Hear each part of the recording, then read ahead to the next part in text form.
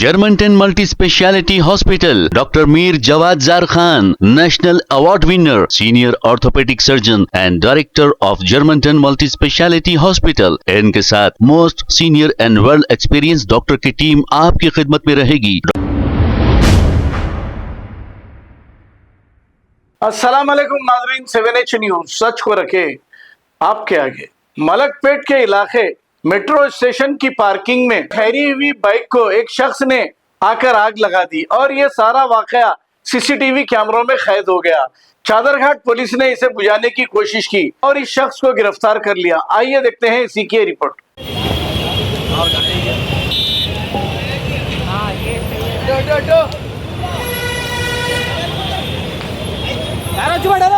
भाई भाई रुको, देख के भाई